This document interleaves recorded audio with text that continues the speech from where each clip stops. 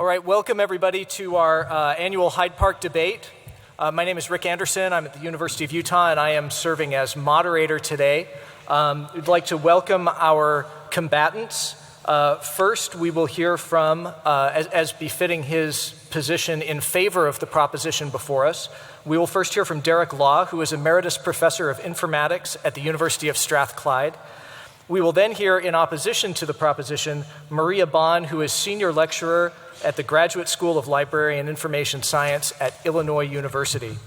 For those of you who aren't familiar with how we do this, each of our contestants will open with a 10-minute prepared statement.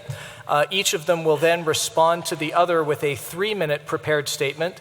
We will then have the balance of our time given over to Q&A and discussion with the audience. And then when we have 5 minutes left in our allocated time, we will close the discussion and have an exit poll. And whichever of our debaters has moved the larger number of people towards his or her position will be declared the winner. Derek?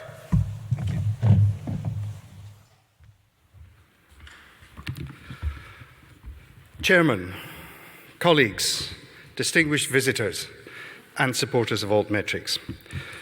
It is my privilege to propose the motion that this House believes that Altmetrics are overrated. Now, when considering your vote, please note that it is not required to believe that they are wrong, ridiculous, and a pernicious delusion, as I do. What you are required to believe is simply that they are overrated. That is what the vote is about. I should make it clear from the start that it is my view that the fundamental problem with such metrics is that they focus on what is measurable at the expense of what is important. They make quantitative, not qualitative judgments in order to assist administrators rather than to advance research.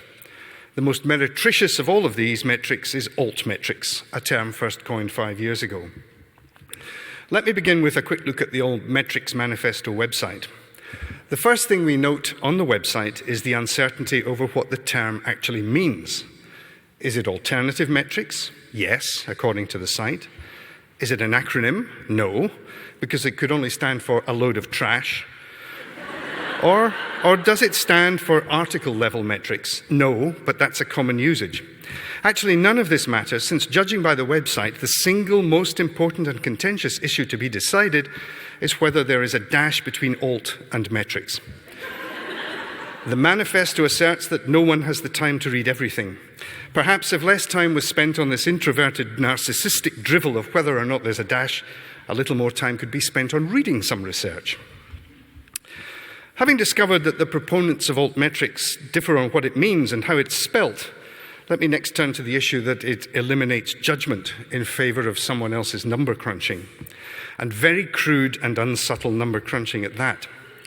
There are huge differences between disciplines and how they communicate. What is appropriate for theoretical physics is almost certainly not appropriate for, say, Italian Renaissance philosophy.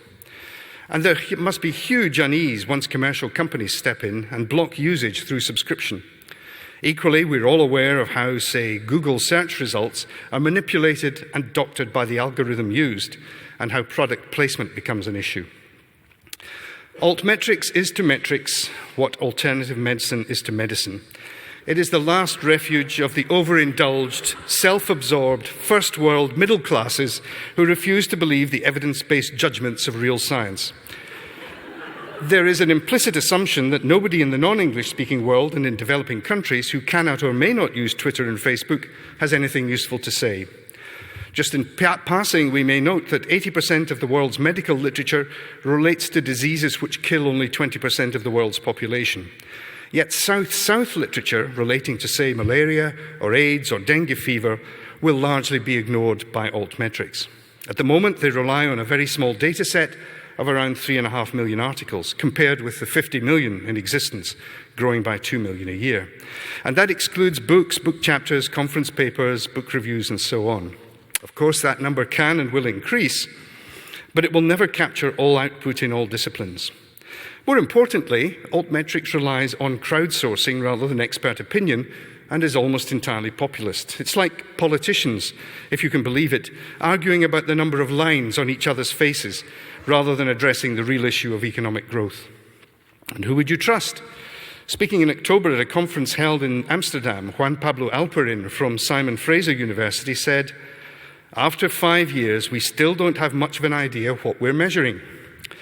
All that altmetrics enthusiasts have discovered is that their new metrics give different results to traditional scholarly citations." Alperin's Twitter-based survey of discussions about Brazilian science also revealed that more than a third of those tweeting papers were not academic. The general public are being asked to judge or influence the impact of scientific work, and any metric that relies even a little bit on public input will prove invalid. Altmetrics may be expected to grant high scores to works on climate change skepticism, on intelligent design, groundlessly raising pseudoscience to the level of science, at least in terms of measured impact. There are already numerous questionable publishers willing to publish articles on topics. Popularizing altmetrics means articles about Bigfoot and about astrology will register a greater impact than articles about cancer or dark matter, for there are many more people interested in those topics than the scientific ones. Now, would you put your trust in Twitter and altmetrics or in the Nobel Prize awards panel? Look at this year's crop of awards as an example, and I want to mention just 4 of them. Firstly, Angus Deaton, the Nobel laureate for economics. Except that most people on Twitter assumed that it was an English comedian of the same name, and there was a huge Twitter traffic about how a comedian had won the Nobel Prize for economics. And talking of comedians, step forward Donald Trump for the Nobel Peace Prize for work in the Middle East, even if he doesn't know his Hamas from his elbow. Sorry, ISIL. With Twitter, he's much better known than the real prize winners, the Tunisian National Dialogue Quartet. Then the Nobel Prize for Literature. Some woman from Belarusia or somewhere in Central Asia. Kim Kardashian, was it?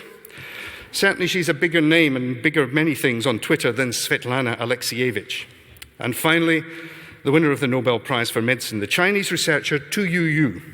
She only ever published in Chinese, so has never featured at all on Twitter or Facebook. But hey, who needs Tu Youyou when we have you too?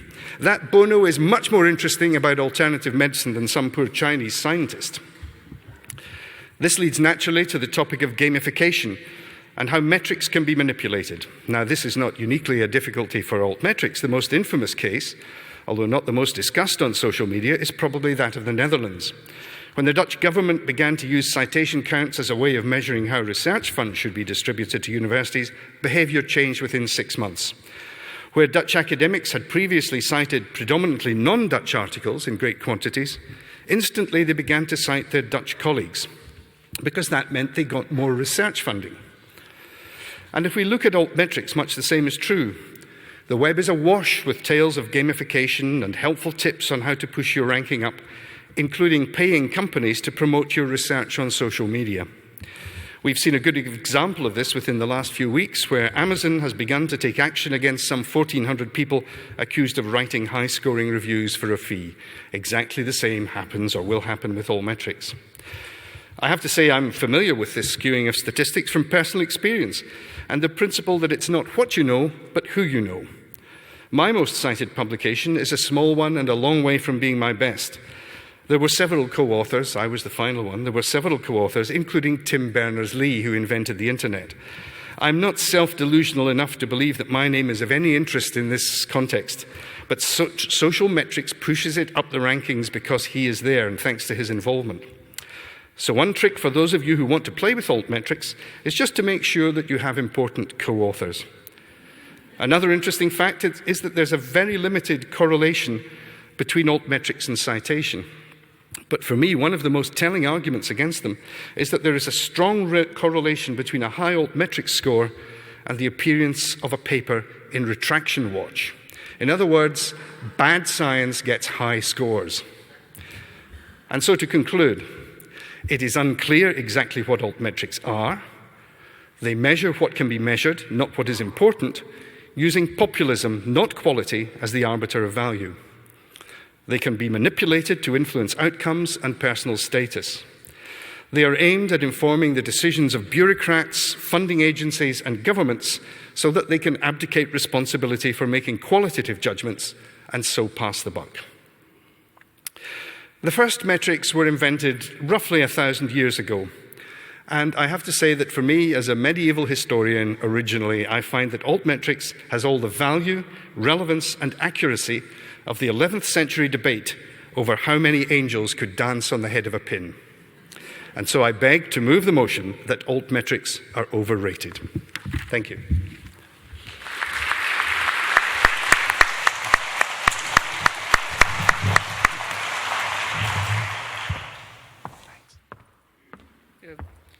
In case you're wondering, it's even bigger from down here. They didn't tell me I'd be doing this in an opera house. Friends, Charlestonians, those who are not my countrymen. My esteemed opponent, honorable moderator, welcome. It is my privilege today to stand in opposition to the proposed resolution that altmetrics are overrated. I will begin by demonstrating my contrarian impulses and posit that the problem with the resolution is not its patent absurdity, she says, looking meaningfully at her opponent, but its phrasing. Perhaps there was a typo. Altmetrics aren't overrated. All metrics are overrated. Altmetrics arise in response to oversimplified citation counting and impact factors, but are a symptom of the same cultural disease, a condition, which they are seeking to cure. Here I'm put in mind of my greens-averse daughter, who, when presented with her first plate of kale, muttered, "Great, what do you call this, alt spinach?" In our attachment to and desire for numbers by which we can measure the value and contribution of scholarship, we see manifest our pernicious information science envy. We believe that truth only emerges from numbers, and quantification becomes almost a form of religious expression. We place our faith in counting, but numbers without interpretation offer limited value to understanding. But wait, let me contradict myself. All metrics are overrated? Yes. And all metrics are valuable. Do I contradict myself? Well, then I contradict myself. We are large, we contain multitudes. Here, I no doubt reveal my earliest disciplinary principles and practices, wherein, as an instructor of rhetoric and composition, my constant exhortation to my students, often in the form of red ink marginalia, was supply supporting evidence. If you want to make a good argument, if you want to tell a good story, you need to be able to substantiate your claims, to provide illustrative details. You know, the difference between I had breakfast, or even I had a good breakfast, and I had some cheesy grits with 2 poached eggs and some collards sauteed in bacon fat, with a good-sized mug of rich dark roast coffee to go with. And now I come clean, as not an information scientist, but an information humanist, one who values interpretation, critique, and critical approaches to data over the data itself. Like any other good knowledge worker, I want to understand the fields in which I toil, and I want to share that understanding with others. I want to hear and to tell good stories about the value and the reach of scholarship. And to tell those stories, I need material. And metrics of all kinds are good material. It is because of these propensities on my part that I was so delighted when I first happened upon the work of Impact Story. Impact Story, its website tells us, and this is a lengthy quote, is an open-source, web-based tool that helps scientists explore and share the diverse impacts of all their research products, from traditional ones like journal articles to emerging products like blog posts, data sets, and software. By helping scientists tell data-driven stories about their impact, we're helping to build a new scholarly reward system that values and encourages web-native scholarship. And that's the end of the quote. I read this and say to myself, finally, we are getting at the narratives needed to substantiate the claims of scholarly impact. Well, I wait patiently. But for the most part, I have yet to hear these stories. I look at altmetric profiles, and the narrative material is rich. But I'm still listening for the voices telling those stories. What exactly are our scholars having for breakfast? In the summer of 2014, the journal that I edit, the Journal of Electronic Publishing, a journal which proudly uses altmetrics, by the way, published a special issue on metrics for evaluating publishing value, alternative and otherwise. In response to my call for submissions, and in the pages of the issue, I see attention to a variety of ways of measuring value, from the altmetrics of blog linkbacks and tweet counts, to the attention of book reviewers, to computational analysis for measuring impact of documentaries intending to promote social justice. These reports, dare I say these stories, lend specificity to my point that there are many ways we can tell stories about the attention garnered by publication and about the use to which scholarship is put. For instance, we can conduct network analysis and produce visualizations. We can illustrate international impact by mapping metrical data with GIS. We can count sales of books, celebrate awards, collect curricular evidence of course adoption. All are ways of making an impact case, and all require interpretation and articulation to be meaningful. I should avoid the pitfall into which others tumble of being too broad brush in my generalizations.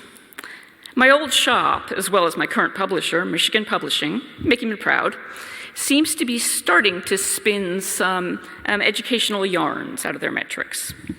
In a case study published by Digital Science this year, Charles Watkinson, Charles may be out there, the director begins laying out some of the use of altmetrics. I'm going to quote at some length from the case study. He highlights 3 examples.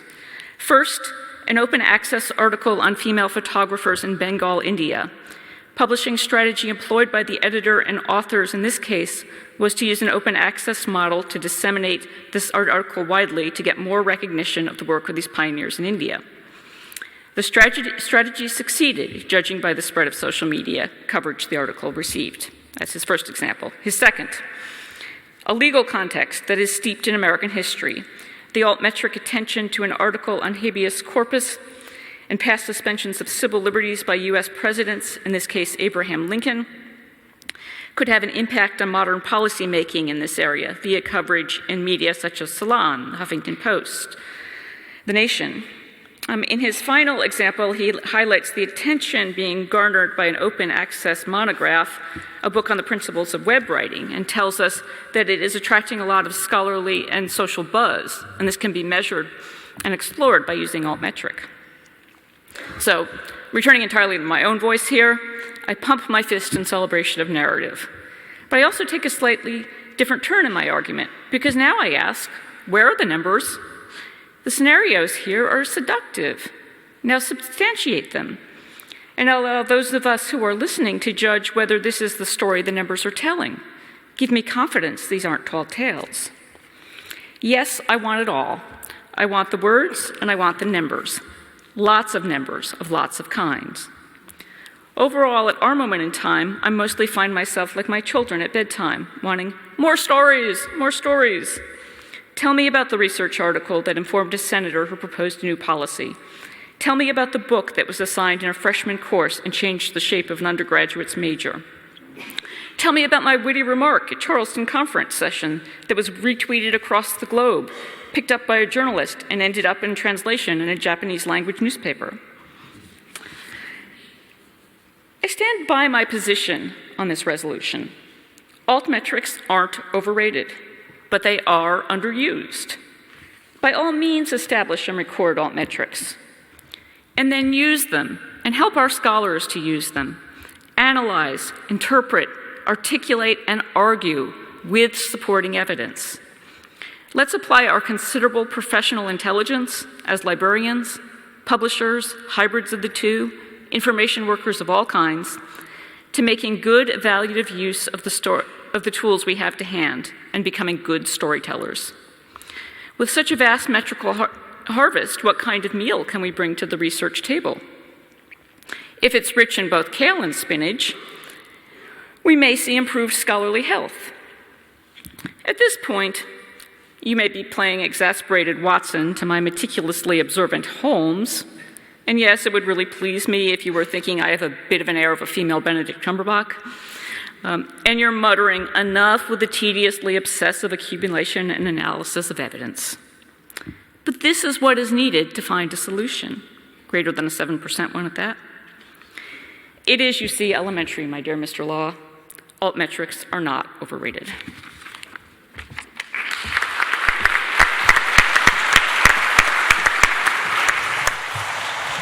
Derek, your response?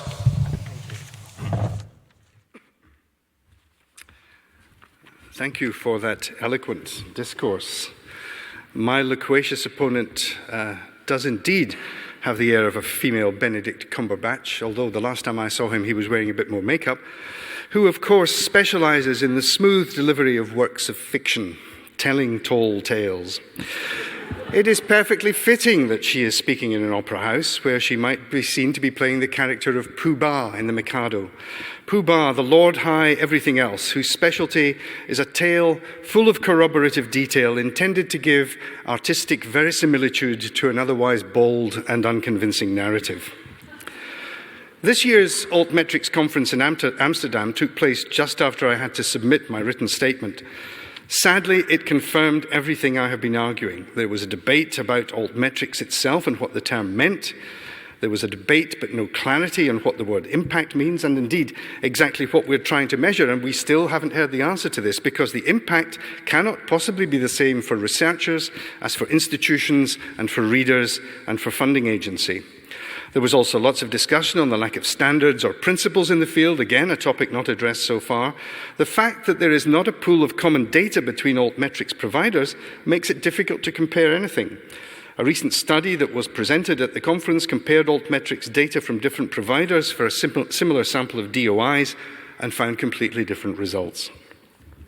To me, the case is so obvious that I thought I'd actually spend my last minute and a half rather better by reading you a small chapter from one of the greatest works of American literature of the 20th century from one of my all-time favorite authors, James Thurber. In Fables for Our Time, he tells the tale of the fairly intelligent fly. A large spider in an old house built a beautiful web. Note from 1939, that sly, prescient dig about the web of science.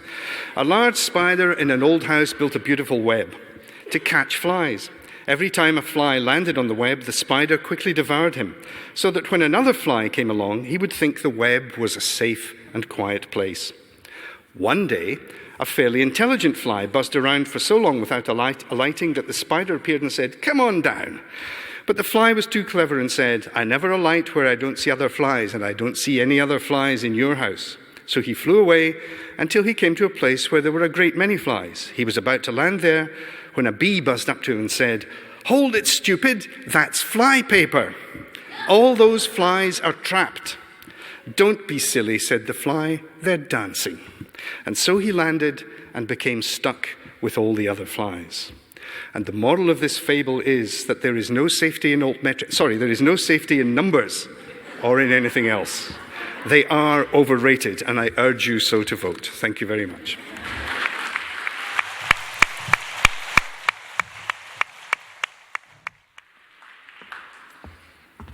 First they throw an opera house at me, and then this Scotsman with a razor-sharp wit and tongue to go with it. But we're not scared. So my esteemed opponent levels several related criticisms at Altmetrics. One cluster of these decries the sort of information with which Altmetrics equips us. He tells us that Altmetrics focus on what is measurable at the expense of what's important, that they mechanistically measure meaningless data rather than using knowledge to evaluate, that they eliminate judgment in favor of what's important, in favor of someone else's number crunching, I couldn't agree more. But the fault, Mr. Law, is not in our metrics, but in ourselves. If we make poor judgments in our use of those metrics, take ourselves to task. Don't blame the bricks for the shoddily constructed house. My opponent also likens altmetrics to altmedicine, the last refuge of the overindulged, self-absorbed first world middle classes. Oh, and of millions of rural Chinese, at least in the last century. When we're sick, you see, we reach for what heals us. Emergency surgery rocks. So does a couple of acupuncture sessions for the right ills at the right time. When my 86-year-old mother's arthritis acts up, she reaches for the needles. She's also impressed by high numbers of Twitter followers. But my opponent would see that as a problem because my mom, 2-year college dropout and once professional typist, you see, is definitely one of the general public. And Mr. Law has no truck with that hoi polloi. I would not be so bold as to speculate on how he voted on the recent ballot on Scotland's independence, but I detect in his remarks at least a lingering fondness for some kind of scholarly aristocracy. He tells us with dismay that altmetrics are almost entirely populist. True? Maybe. But if it is, isn't that great? If I, as a researcher, learned from this Brazilian study Mr. Law cites that more than a third of those tweeting my paper were not academics, I'd say, wow, cool.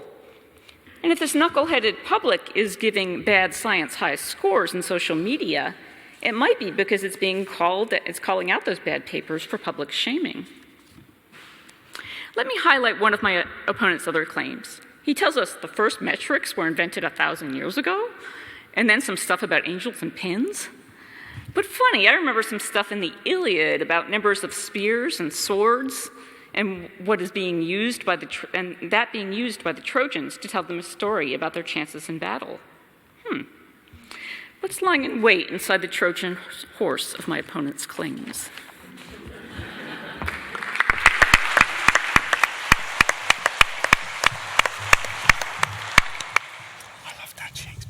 All right, the time is now yours to subject our debaters to withering scrutiny.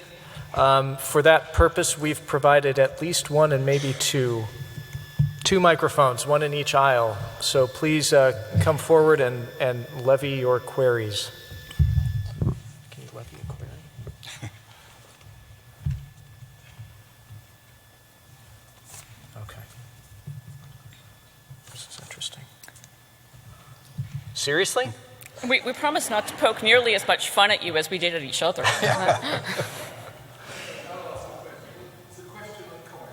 Either way, yeah, question, comment, contribution.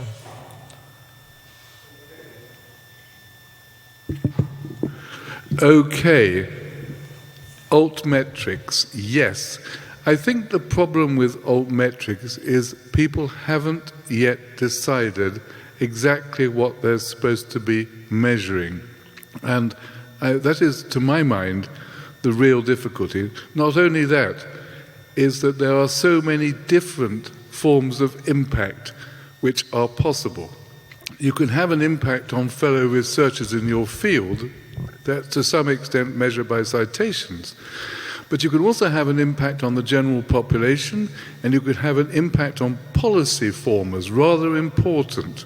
And you could have impact on people in other fields. And all these things are different, but they're all not really worked out. They're donuts and they're all sorts of other things, and often we don't know exactly how they're calculated. So that's my beef. But I think they're a good idea, but I think they're overrated.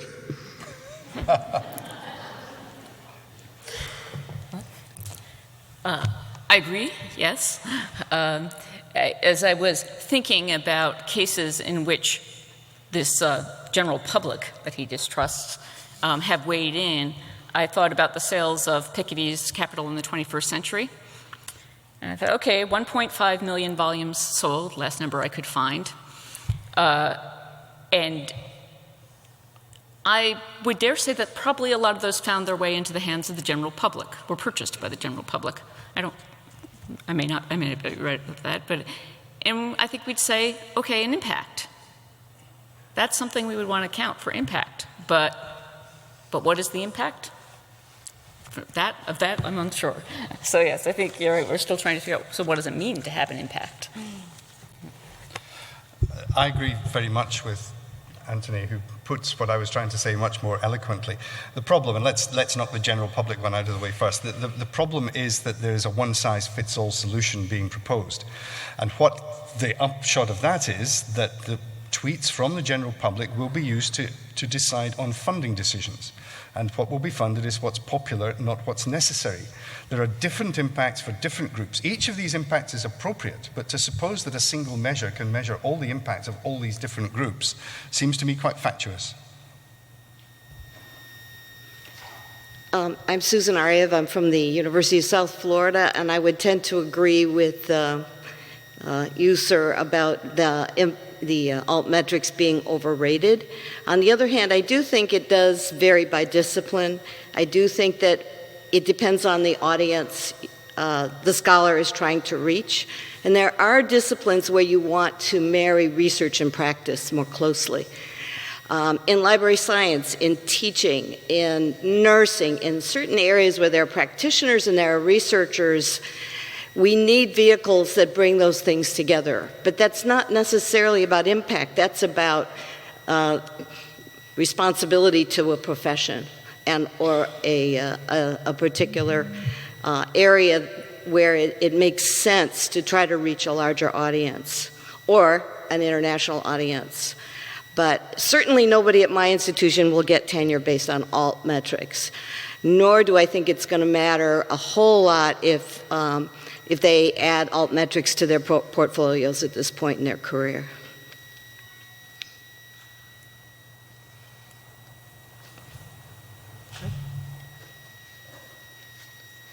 Hi, John Wright from Calgary.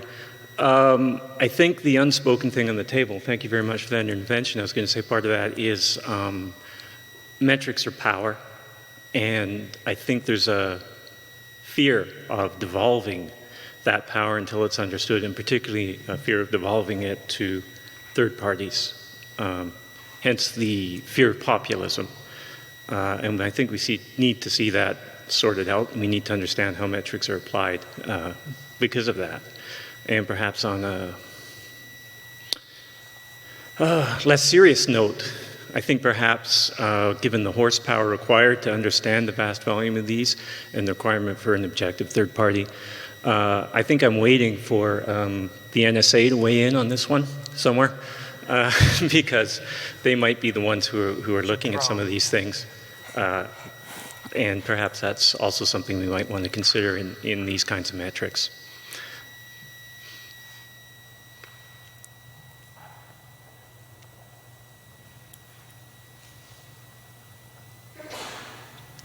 Hi, I'm Aaron McCullough from the University of Illinois. I'm not familiar with Professor Bonn. She's allegedly from the University of Illinois as well, but it's good to meet you. And we've Professor never heard of Bonn. you either.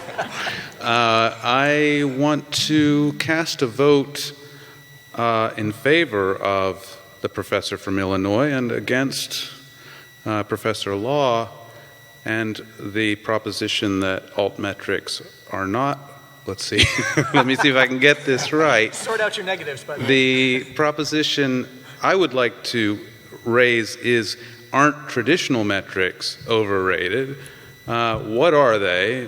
And because as a humanist, H index and so forth means nothing in my discipline. Altmetrics don't mean much either, but they can only be overrated relative to the rating of traditional metrics. Isn't that right? And aren't traditional metrics kind of bollocks? That's a technical term, I assume. Yeah. I said, thank you for articulating something I couldn't fit into my 10 minutes, but that has plagued me. Are metrics overrated? Two comments, if I may. One relating to an earlier comment. I've always been fascinated with my own publications, which are in the field of librarianship and information science. And the ones which get the highest citation count, typically then from other academics, are quite different from the group which have the highest number of downloads, which tend to be downloaded by library professionals. I think I'm prouder of the ones with the highest downloads, but I find that one interesting. And the other thing is that this last comment, I think, shows absolutely perfectly how altmetrics cannot be trusted. If that isn't gamification, somebody from the same institution voting somebody from the institution, I mean, I rest my case. Jennifer Smathers from the college at Brockport, part of the SUNY system. We're a comprehensive college, and I'd like to suggest that perhaps altmetrics is overrated because the cost of tools for altmetrics is far beyond what my institution could possibly pay for.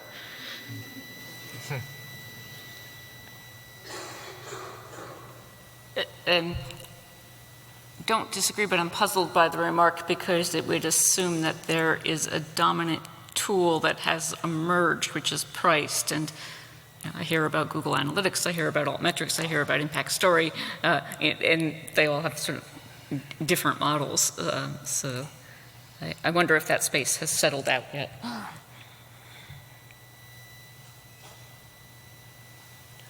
So I'll abuse my position and ask a question directly to Derek. I think I heard you saying repeatedly that Altmetrics tends to take a one-size-fits-all approach. It's a single metric that would be applied to all situations. And I ask this sincerely because I'm not sure. Is anyone actually proposing that a single type of altmetrics be adopted universally as the only measurement? I think there have been 6 sessions or something like that at this meeting in Charleston on altmetrics. I haven't been to all of them, but my understanding from talking to people is that that's exactly what all the speakers are proposing. Okay.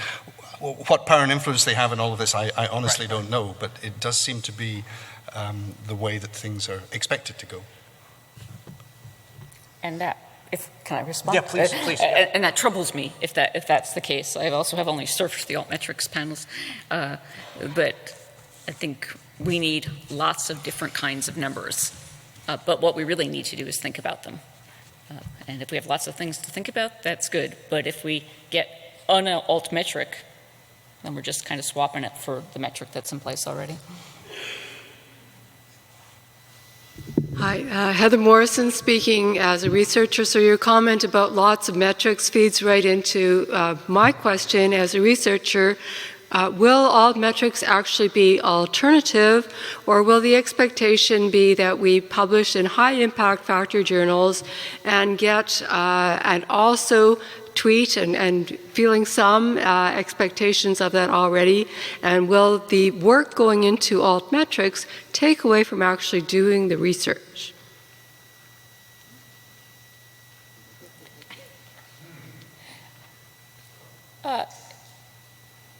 It could, but I think that's tied to another problem in the academy in which scholars are expected to take more of a role in promoting themselves, either to assist in the dissemination of their publication or in increasing the reputation of the university. So it's more part of a culture that's expecting the scholars to invest time in that. I'm not sure that it's necessarily tied to the altmetrics. But your thoughts? What I would share that worry. I mean, what particularly worries me is that altmetrics are the last resort of funding agencies and government bodies of one sort or another, and that it will be political agendas which begin to drive research rather than the quest for knowledge, which is what universities are for, just seeking knowledge. Just focusing it too tightly to meet political expediency would be my worry. And then that academics who are very good at playing games begin to have to do nothing but play games to make sure they're in the right box and ticking the right things when funding's being awarded. So we have only a few minutes left until the scheduled close of this session. Could we would you first join me in thanking again our debaters for their excellent presentation?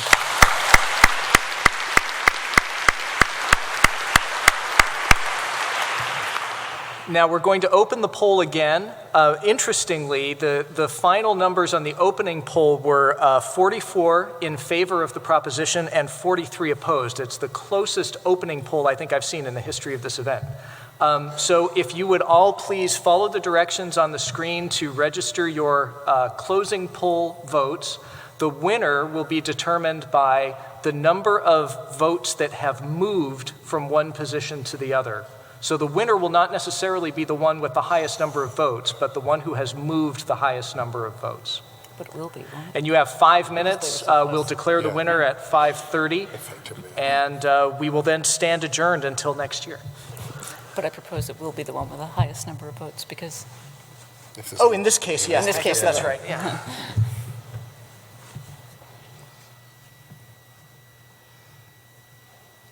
And while you're voting, Derek will sing and will also dance. That's fine, because what Derek was actually going to do was to thank the moderator for doing such a good job, but I'm not sure I can do that now. I was looking for my lightsaber. How many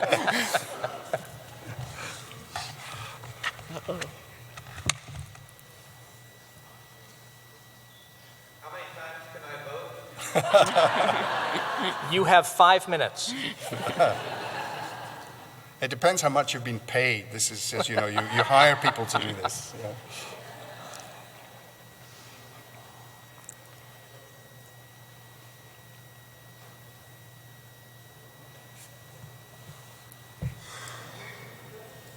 should we call it? I think so. It's not that close, is it? Right.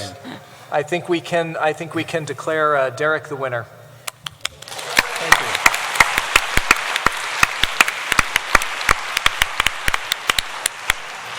I would like to personally thank Derek and Maria. A significant amount of work went into preparing this event, and it's really been very enjoyable. So thanks so much to them, and thanks to all of you for coming and participating. Thank you. And the kiss. Here, I'll give you a kiss.